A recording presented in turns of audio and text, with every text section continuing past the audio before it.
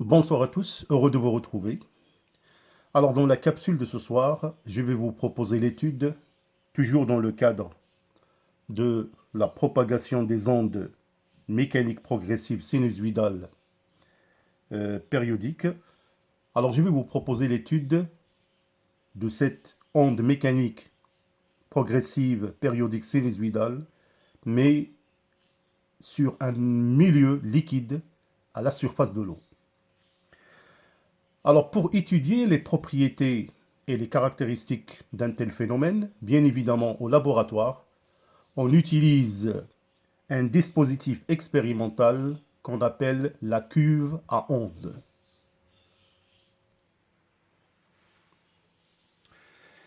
Alors, la cuve à ondes, c'est un dispositif expérimental permettant de visualiser la propagation des ondes à la surface de l'eau grâce à une projection sur un écran dépoli. Donc, vous pouvez parfaitement voir le dispositif expérimental.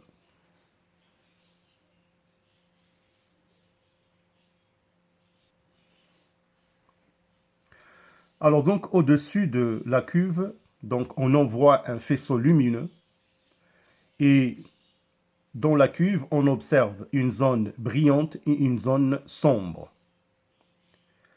Alors, les crêtes des vaguettes agissent comme des lentilles convergentes et concentrent la lumière sur l'écran, ce qui crée des zones brillantes. Alors que les creux se comportent comme des lentilles divergentes et donnent des zones sombres, comme le montre le schéma suivant.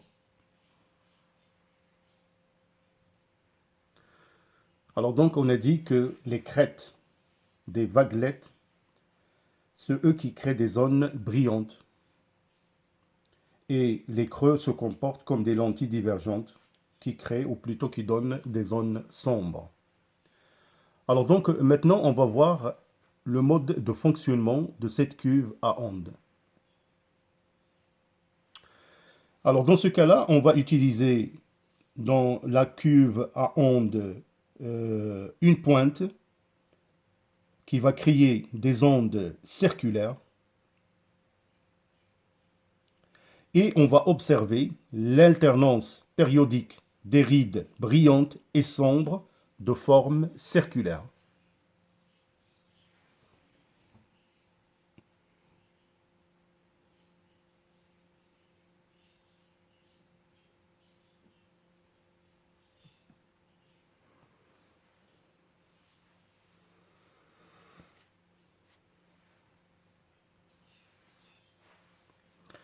Alors maintenant, on va changer la pointe et on va utiliser une réglette qui va donner des ondes rectilignes.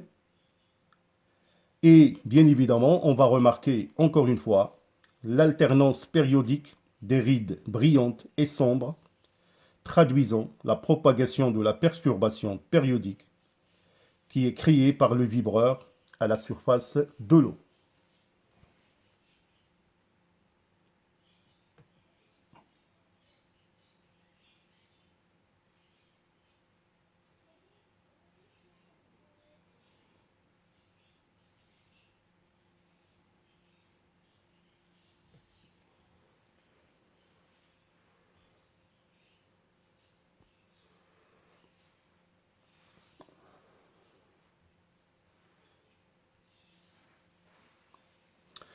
Alors donc, à ne pas oublier, l'onde qui se propage à la surface de l'eau, c'est une onde mécanique progressive qui est transversale et est une onde bidimensionnelle.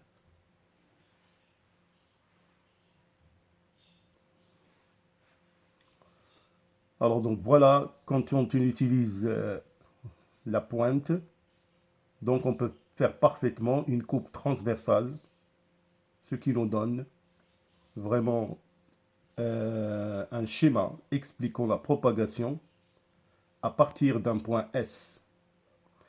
Bien sûr, nous verrons dans des exercices comment exploiter un tel schéma pour déterminer la longueur d'onde, les fréquences, les périodes et répondre à d'autres questions.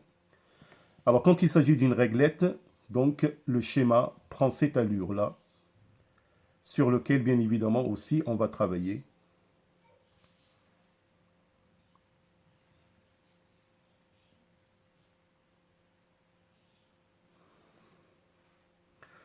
Alors de la même manière, on peut vous proposer des schémas représentant des coupes à la surface de l'eau, de l'onde, et on peut vous demander encore une fois de déterminer les deux périodes caractéristiques de l'onde, à savoir la période temporelle t, qui est toujours exprimée en secondes. Donc vous avez différentes manières de la déterminer.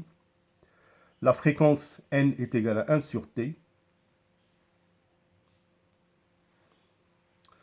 De la même manière, détermination de la longueur d'onde. Donc lambda qui est exprimé bien évidemment en mètres. Bien sûr, les relations restent toujours valables, à savoir le calcul de la vitesse et du retard temporel que nous avons déjà vu dans les capsules précédentes.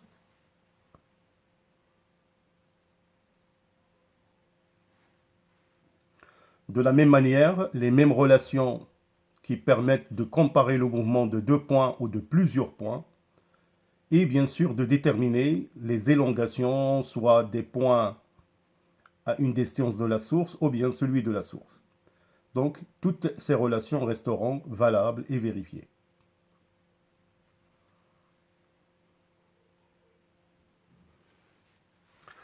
Alors maintenant, on va étudier un phénomène qui caractérise les ondes mécaniques progressives, c'est le phénomène de diffraction. Alors donc, on va voir de près la diffraction d'une onde à la surface de l'eau. Alors tout d'abord, la diffraction est une propriété des ondes qui se manifeste par un étalement des directions de propagation de l'onde lorsque celle-ci rencontre une ouverture ou un obstacle de longueur L. Donc c'est très important. Donc toujours par l'intermédiaire de la cuve à onde, il va nous révéler ou mettre en évidence ce phénomène. Donc on va mettre un obstacle devant l'onde incidente provoquée par une réglette rectiligne et vous remarquez le comportement de l'onde juste après le passage de l'obstacle. L, dans sa longueur, détermine ce phénomène.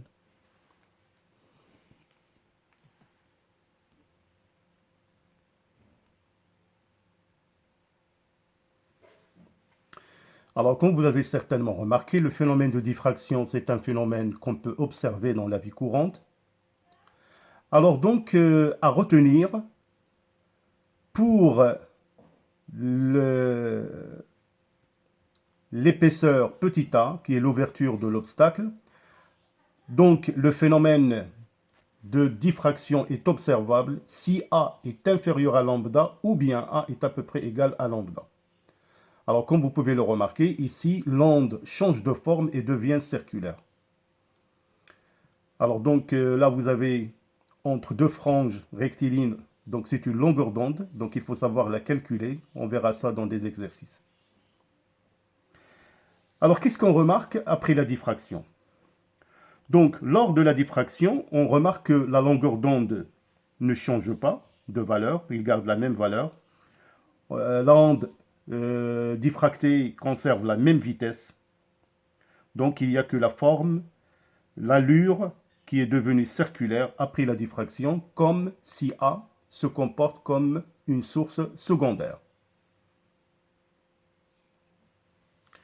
Alors faites très attention, donc comme on a dit que le phénomène de diffraction est observé lorsque lambda est inférieur ou égal à A.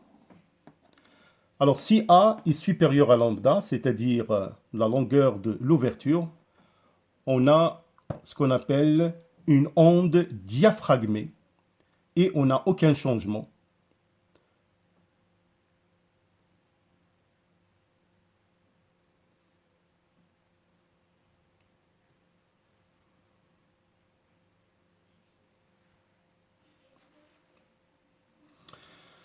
Alors, pour tester nos connaissances et nos compétences, je vous propose cet exercice que je vais bien évidemment le résoudre avec vous dans la capsule suivante.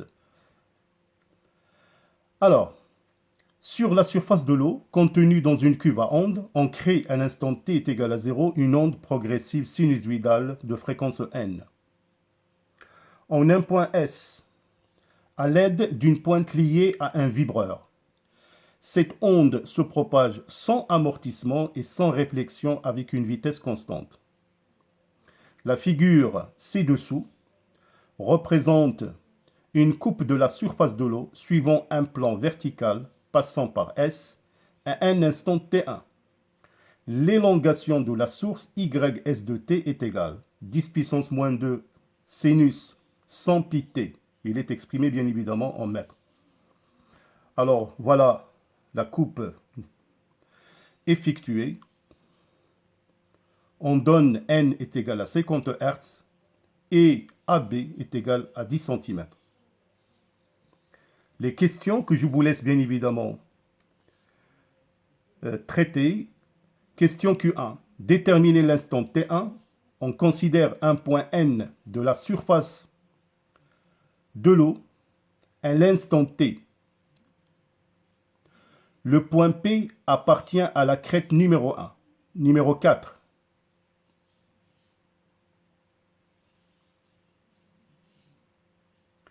Question Q2. L'élongation du point P à l'instant T est. Donc c'est à vous de trouver cet instant-là.